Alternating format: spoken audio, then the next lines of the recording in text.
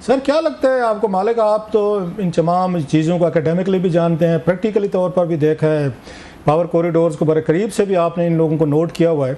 मौलाना साहब ने इमरान खान साहब को यूज़ किया है और उनका क्लाउड पावर या उनका बोझ जो मतलब कहें यूज़ करके एस्टेब्लिशमेंट और हुकूमत से डील कट कर लिया है। मतलब it's all about using each other. Khan साहब उनको यूज़ करना चाहते थे कि इनकी स्ट्रीट पावर मैं यूज़ करूंगा। मौलाना साहब ज़्यादा स्मार्ट निकले हैं, उन्होंने खान साहब के साथ वक्ती तौर पर डील करके इत्तेहाद करके खबरें लगाकर एस्टेब्लिशमेंट और हुकूमत से कुछ ना कुछ ले लिया है और उनके तो वो बेहतर साबित हुए हैं। खान साहब को यूज़ किया उन्होंने। ये तो हम नहीं कह सकते, हमें नहीं पता रऊफ के यूज किया है या नहीं किया, to be fair to the man. लेकिन क्या उनका वजन बढ़ा है? बिल्कुल बढ़ा है, बिकॉज ये बहुत बड़ा एक स्ट्रीट फैक्टर था उनकी जमात की सपोर्ट खान साहब के लिए। और इसका बीच में से इक्वेशन में से निकलना मेरा ख्याल है ये बहुत डैमेजिंग हुआ है पीटीआई के लिए। और अब ये देखिए कि इसके साथ ही जो हमारा था महमूद असगरी साहब वाला इनिशिएटिव, वो भी अपनी मौत आप मर गया। वो तो आपको याद है कि उन्होंने कहा था खान साहब ने कि जी हमने तो असगरी साहब को ऑथराइज किया सिर्फ पॉलिटिकल पार्टी से बात करें और आगे बात चलाएं। और वहाँ पे सबसे ज्यादा असगरी साहब का ताल्लुक मौलाना साहब के साथ था और जरदारी साहब के साथ था। तो वो इक्वेशन भी फारिग हो गई। सो आई थिंक बहुत बड़ा नुकसान इमरान खान को हुआ है। आप समझते हैं इन चीज़ों को? There are no free lunches. Politics में तो कोई किसी का सगा नहीं होता। जैसे आपने कहा कि इवन पीपल्स पार्टी और नवाज लीग जो हैं इनका भी आर्टिफिशियल इनका अरेंजमेंट्स हैं। ऑफ कोर्स के पॉलिटिकल पार्टीज़ के इनके एजेंडेज होते हैं, इंटरेस्ट होते हैं।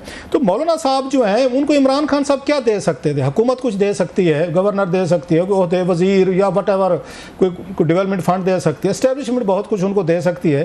तो इमरान खान साहब के पास क्या था उनको देने के लिए जो उन्होंने इनके साथ अलाइंस किया? आखिर मौलाना साहब ने भी तो वो तकड़ी अपनी तोल के दोनों साइड देखी होंगी कि कहाँ पे मुझे ज़्यादा सौदा मिलने का इम्कान है। तो खान साहब के पास क्या था उनको देने के लिए? It was understandable. बल्कि वो केपीके की बात कर रहे थे दोनों। मौलाना साहब तो इल्ज़ाम ही लगा रहे थे कि केपीके में मुझे हरवा के इमरान खान साहब के बंदों को जितवाया गया है। उनके तो इंटरेस्ट थी वहाँ पे, एक उनका कन्फ्लिक्ट ऑफ इंटरेस्ट थी केपीके में। तो खान साहब वक्ती अपना फ़ायदा देख रहे थे कि चलें हुकूमत पे दबाव बढ़ेगा जी, देखें मौलाना साहब और वो हो गए, और मौलाना साहब ने दरमियान में से कट मारा और फिर ये जा और वो जा। नहीं, मेरा ख्याल है वो उनको ऑपोजिशन वाली क्रेडिबिलिटी दिलवा सकते थे, जो हमेशा इलेक्शन में आपको फायदा तो देती है कि ठीक है जी प्रिंसिपल स्टांस लिया है, सब कुछ लिया है, वरना जंग तो उनकी बैटल ग्राउंड तो केपी में है। और वो बिल्कुल आपकी बात सही कहा है कि उन्हीं की सीट उनके पास गई है।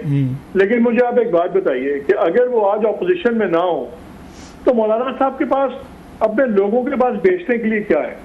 पावर में पीटीआई है, वो कहेंगे अगर ऑपोजिशन में नहीं है तो क्या उनकी स्ट्रेंथ क्या बनेगी? मेरा ख्याल है मौलाना साहब का ख्याल ये होगा कि वो उनका जो वेट वो ऐड कर रहे हैं पीटीआई के लिए, बिल्कुल उसका एक रिकग्नाइज करना चाहिए, एस्टैब्लिशमेंट को रिकग्नाइज करना चाहिए, गवर्नमेंट को, और हिस्सा बजट जुस्सा उनको मिलना चाहिए। आपका क्या ख्याल है मौलाना साहब ने? मालिक सॉरी मैं इंटरप्ट कर रहा हूँ, आपका क्या ख्याल है? मौलाना साहब ने हिस्सा बकदरे ये जुस्सा लिए बगैर ही इतने बड़े अलायंस से वॉकआउट कर गए। आप ये मौलाना साहब को मेरा अंडर एस्टिमेट कर रहे हैं भैया? नहीं, मैं ये नहीं कह रहा कि वो वॉकआउट कर गए हैं। मेरा ख्याल है उन्होंने एक टैक्टिकल स्ट्रैटेजी की है, चेंज किया है, स्ट्रैटेजी शिफ्ट किया है। पहले उनका ख्याल था कि उनको इमरान खान के साथ चलने में ज्यादा फायदा है और वो एक बेहतर डील का हिस्सा होंगे। शायद उनको अब ये यकीन हो गया हो कि इमरान खान के साथ आने वाले कुछ माह के अंदर किसी किस्म की डील नहीं होगी और बातें कहीं से कहीं भी जा सकती हैं। खासतौर पर जनरल फैज हमीद की गिरफ्तारी के बाद रऊफ पॉलिटिकल इक्वेशन बहुत चेंज हो गई, बहुत ज्यादा चीजें चेंज हो गई। सडनली जो May 9 का केस था, जिसको हम सारे समझते थे कि यार ये बनेगा भी तो बिल्कुल फजूल बनेगा, बड़ी जल्दी स्ट्राइक डाउन हो जाएगा, वो बहरहाल एक खतरनाक केस बन गया है जो कल तक बिल्कुल पॉसिबिलिटी नहीं लग रही थी खान साहब की मिलिट्री कोर्ट में ट्रायल की। वो एक सडनली एक सीरियस पॉसिबिलिटी भी खतरा नजर आना शुरू हो रहा है। तो मेरा ख्याल है बहुत से गोल पोस्ट मूव हुए हैं। अब अच्छा मालिक ये बताइएगा, ये आप बड़े वेल कनेक्टेड जर्नलिस्ट हैं इस्लामाबाद में, मुझे ज़ाती तौर पर पता है, वैसे ही आपको सारे आपके लिंक्स आपकी खबरों से सारे लोग जानते हैं, कैसे आपने कई एक्सक्लूसिव स्टोरीज भी दी हैं। आपके मुझे याद पड़ता है साकिब निसार साहब जो थे सिटिंग चीफ जस्टिस थे, वो बहुत कम मेरा ख्याल जनरल ये सहाफ़ी थे जिनसे बरह रास्त राब्ते में रहते थे, डायरेक्ट टेलीफोन कॉल कर लेते थे। मतलब आप उनमें से एक थे, बल्कि शायद एक ही होंगे जिनके साथ बड़ा उनका अच्छा ताल्लुक़ था, गपशप थी, बातचीत हो जाती थी। आप कैसे देख रहे हैं साकिब निसार साहब को? अब वापस आ रहे हैं 5 सितंबर को, तो उनके बारे में भी ये बातें होना शुरू हो गई हैं, शायद वापसी पे उनको भी गिरफ्तार किया जा सकता है जनरल फैज़ के हवाले से, कुछ उनकी भी कोऑर्डिनेशन 9 मई के हवाले से, उन्होंने भी काउंसलिंग कहीं ना कोई राब्ते को इस तरह की बातें की हैं। आप उनका फ्यूचर कैसे देख रहे हैं कि फ़ौज अगर अपने DGISI को पकड़ सकती है तो फिर तो किसी पे भी हाथ डाला जा सकता है सर? मुझे टू बी ऑनेस्ट, मुझे उनका कोई इतना डायरेक्ट लिंकेज या ऐसा खतरा नजर नहीं आ रहा कि उनको किसी बात पे परेशान हो। देखिए, जनरल फैज़ के ऊपर जितने हमने बयानात भी सुने डिफेंस मिनिस्टर साहब के, ख्वाजा आसिफ के, बाकी लोगों के, वो टैक्टिकल बयानात दे रहे हैं कि देखिए उस दिन इतनी 70 जगहों पे आइडेंटिफाई करके हुआ, सब कुछ हुआ, तो वो तो एक आर्मी माइंड बता सकता है जो स्ट्रैटेजिस्ट हो। फिर ये बातें ज़राए, आजकल हर चीज़ ज़राए से चलती है, फिर ये चलना शुरू हो गया कि जी उनका बहुत ज़्यादा ताल्लुक था हाउस होल्ड के अंदर और खान साहब की अहलिया के साथ उनका कॉन्टैक्ट थे, तो वो इसलिए वो इन्फ्लुएंस उनका बहुत ज़्यादा था। ये सारी चीज़ें एक दूसरे रुख में जा रही हैं। वो तो जो चीफ जस्टिस साहब थे वो तो अभी इसी हद तक आप कह सकते हैं कि जिन्होंने फैसले इन्फ्लुएंस किए होंगे, उन्होंने रिलीफ दी होंगी या दूसरे को रगड़ दिया।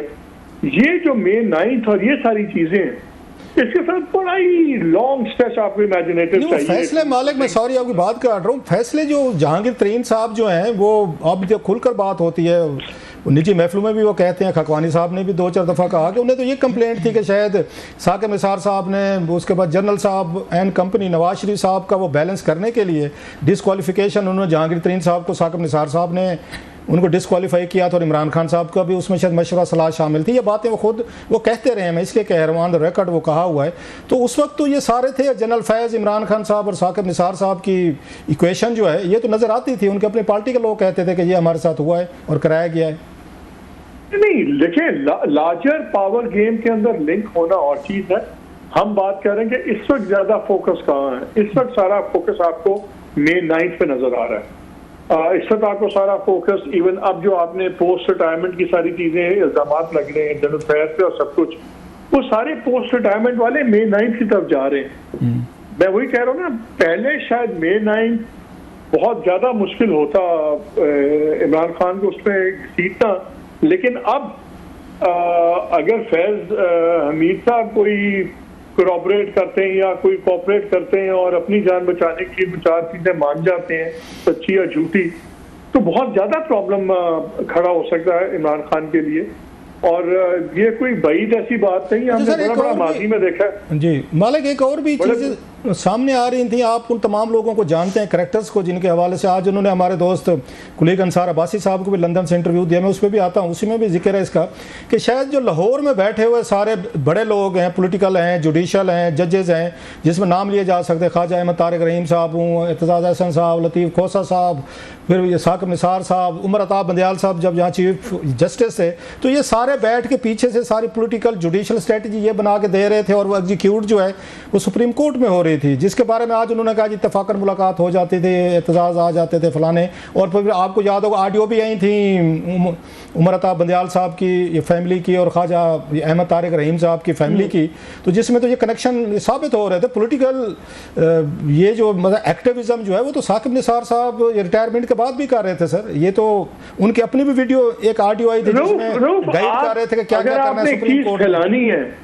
आप किसी भी मसले को जितना मर्जी फैला लें, वो तो आप फिर बहुत लेवल से आप जा सकते हैं। इशू ये नहीं है, इशू ये है कि क्या इस वक्त गवर्नमेंट रियासत मामले को लपेटना चाह रही है या फैलाना चाह रही है। मेरा ख्याल है उनका फोकस लपेटने का है। उनका फोकस है टू इंश्योर के फॉर एग्जांपल इमरान खान 2 साल के लिए कम अज कम साइड पे हो, चाहे पाबंदी सिलासल हो, जो भी हो, एक्टिव पॉलिटिक्स नॉर्मल तरीके से ना कर सकें। तो वो अगर ज्यादा फैलाएंगे उतना ही मुश्किल होता जाएगा। आई थिंक मैं इस वक्त प्रायोरिटी समेटना है ताकि जो सिटिंग गवर्नमेंट है या जो भी डिस्पेंसेशन सिलेक्ट किया जाती है उसको 2-2.5 साल मिल जाए इकोनॉमी कुछ बेहतर हो जाए, वरना आप जितना फैलाएंगे इंस्टेबिलिटी उतनी बढ़ेगी। अच्छा मालिक, एक और है जो अंसार की इंटरव्यू में एक बड़ा एक अहम पॉइंट था, I was a bit surprised, I hope आपने पढ़ी होगी सारी। उसमें साकिब निसार साहब कहते हैं जी मेरा उनके साथ सोशली तौर पर जना हमीद से मेहरबानी होल्ड कीजिए। मेरे ख्याल मालिक साहब से शायद कोई की दब गई, दोबारा उनको अगर लाइन पे ले सके जी, ट्राई कर रहे हैं उनको करें। बड़ा एक आखिरी सवाल उनसे रहता है मालिक साहब से पूछने वाला, तो बड़ा एक अहम है जो आज ये अंसार अब्बासी साहब ने अपने इंटरव्यू किया है, तो उसमें उन्होंने ये इंकशाफ किया 2-4 कि मैं जरा फैज़ हमीद साहब की शादी, बेटी की शादी में भी उसमें गया था, मेरे साथ कोई कभी कभी हेल वाय भी हो जाती थी। इससे बढ़कर जो बड़ी एक चीज़ है जो मेरा ख्याल है बहुत सारे लोगों को हैरान कौन है